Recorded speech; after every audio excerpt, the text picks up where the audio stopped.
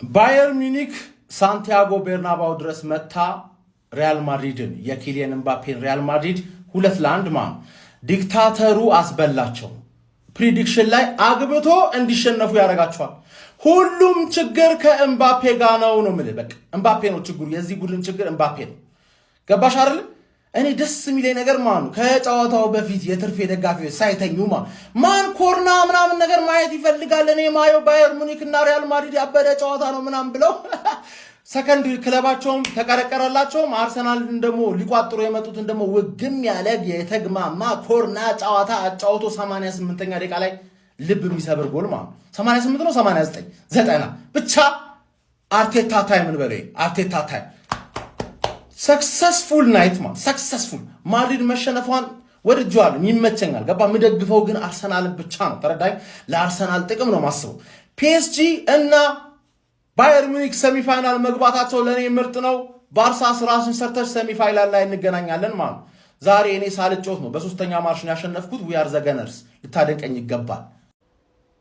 እናሲዝ ማድሪድ ይቀለብሷል። ቀጣይ ይህንን ጨዋታ ማድሪድ ይቀለብሷል ብለን አሁን በኮንፊደንስ መናገር በጣም ከባድ ነው። ጀማው የምሪ ነው። ምክንያቱም ሳንቲያጎ በርናባው ላይ ሙኒክ መጥቶ አንቀረቀበው። ቲሙ ዶሚኔት አድርገውታል ጨዋታው እንጂ ነው ጨዋታውን አሸንፈው መውጣት የቻሉትና እነ ኪሊያንን እነ ቪኒን ያዘው ቲም በዚህኛው ለነገሩ ግን የቡድን ስትራክቸራቸው ራሱ አይገናኝም ነው ምላችሁ ማን በፍጹም አይገናኝም። ሙኒክ የዚህ ውድድር አስፈሪው ቲም ነው ይላል አብዛኛው የእግር ኳስ ቤተሰብ። አሁን እኔ ጥያቄ የእግር ኳስ ቤተሰብ ሆይ ይሄንን ጨዋታ ማድሪድ ሊቀለብሱ ይችላል ብለህ ታስባለህ? እስቲ ሐሳባችሁን አካፍሉ። ይሆናል አይሆንም? በቃ ማድሪድ ተሸንፏል። ማን ምን ጠብቃችሁ ነበር? ያ ዲክታተር ሜዳ ውስጥ እያለ ሊያሸንፉ አይችሉም እንዴ? በቃ ኤምባፔ ማላችሁ ይላ እንዴ ልንገራችሁ፣ ሪያል ማድሪድ ይሸነፋላ። ሪያል ማድሪድ አንድ ቢያገባም እሱንም ኤምባፔ ነው የሚያገባ። ጥቅም የሌለው ጎል ነው። የኤምባፔ ጎሎች ቫልዩ የላቸውም። ሪያል ማድሪድ ቤት ውስጥ ከኤምባፔ ጎል የቪኒሺየስ ጎሎች ቫልዩ አላቸው እንዴ። ኤምባፔ ማለት ነው አይኖ በጣም የሚችል ተጫዋች ነው፣ ግን አይሆንም። በቃ አይሆንም። ገብቷችኋል? አሁን የቀጣዩ ጨዋታ ላይ ባይኖር ኤምባፔ ሊያሸንፍ ይችላል ሪያል ማድሪድ። ገብቷችኋል? ምን አይነት ካውንተር ሎንግ ቦል በጣም ሙኒክ ይከፍታል። ሎንግ ቦል ዝም ብሎ አይጫወቱባቸው። ቪኒሺየስ ያን የመሰለ ኳስ ያን ኳስ ያ ዲክታተር ቢሆን በፍጹም አይስተባቸውም ነበር። ማን ኤምባፔ የተባልክ ሰውዬ እባክህ እንዴ!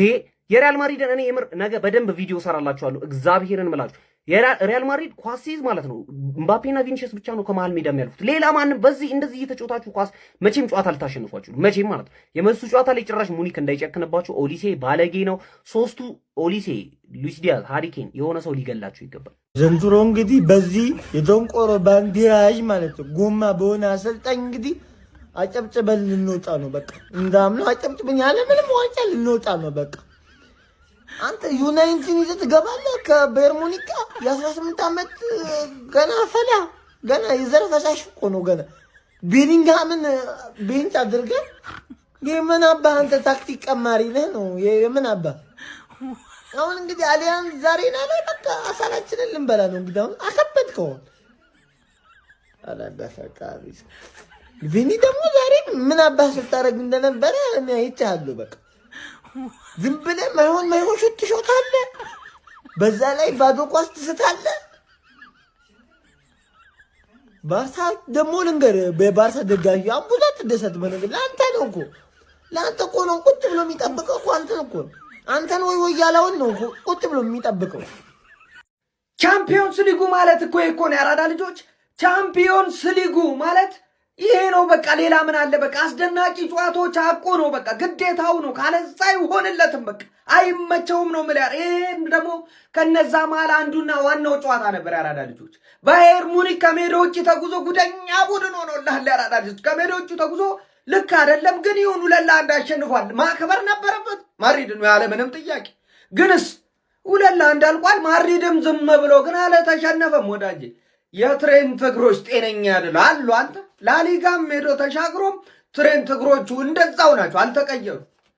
ራሱ ይመስለኛል ሊስትሮን ይዞት ሄዷል እንጂ እንዲህ አይደለም። በቃ ምንም ያውን ተረዳይ፣ ምንም ለውጥ የለውም ነው ማለት። እዚህ ጨፋጨፋሉ፣ እዛም ይሞክራሉ። ቪኒሺየስ እንደውም ኳሷቸውን አብክኗል ነው እንጂ በቃ ባቻም ሊያልቅ ይችላል። በእርግጥ ያን የምንመጣበት ይሆናል። እዚህ ጋር ግን በጣም ቆንጆ ጌም ተመልክተናል። ቀጣይ ማጓግቶን ነው እንግዲህ የተለያዩት ያራዳ ልጆች። ሀሳብ አስተያየት እናንተ ነው። በደም ሼር ኮምፕሊንግ ይመቻችሁ።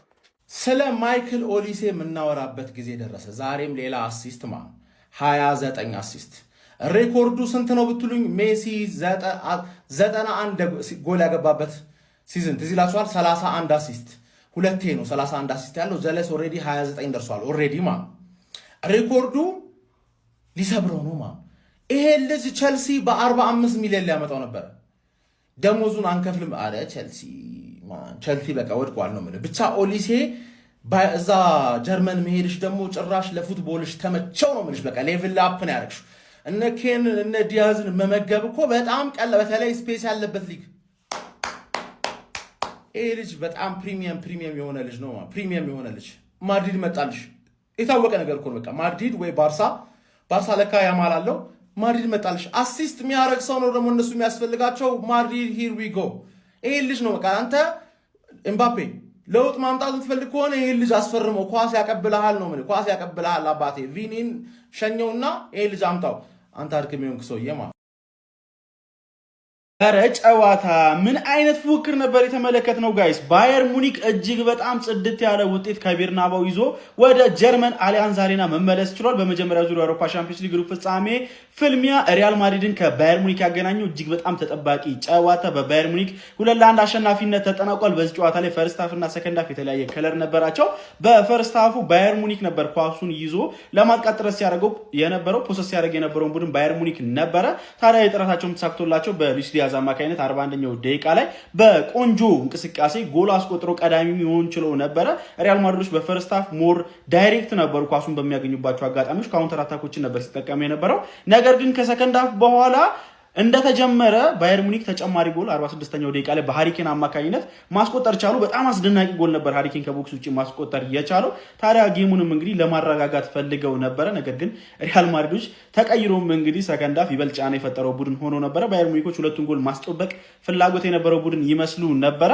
ነገር ግን ሪያል ማድሪዶች እንግዲህ 74ኛው ደቂቃ ላይ በኪሊያን ምባፔ አማካኝነት ጎል በማስቆጠር ጨዋታው ወደ 2-1 ማምጣት ችሎ ነበር። በርከት ያሉ ሙከራዎችን ማድረግ ችሎ ነበር። ኑዌር በጣም ቆንጆ ሴቮችን ሲያደርጉ ነበር። በአጠቃላይ ግን ተመጣጣኝ ሙከራዎች የታየበት ጨዋታ ነበር። እንደውም ወደ መጨረሻ አካባቢ ላይ ሉዊስ ዲያዝ ከአንዴም ሁለቴ በጣም ጥሩ አጋጣሚዎችን ፓስ ማድረግ እየቻለ አምክኖ ነበረ። ኢንድ ፕሮዳክቶቹ ጥሩ አልነበሩም ማለት ይቻላል። ለሪያል ማድሪድ ግን መጥፎ የሚባል ውጤት ነው ማለት ይቻላል። ያው ተጠናቀቀ ማለት አይደለም፣ ግን መልካም ውጤቱ ለባየር ሙኒክ ይመስላል። ባየር ሙኒክ ዘንድሮ እጅግ በጣም አስፈሪ ቡድን ነው። ለማንኛውም እናንተ ስለዚህ ጨዋታ ምን ትላላችሁ?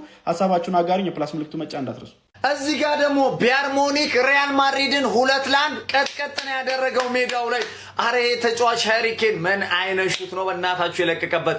የኛ ተጫዋች የቀድሞ ተጫዋቻችን ሉዊስ ዲያዝ ሉቾ እንዴት እንደናፈቀኝ ከምር እኮ ነው የምላችሁ።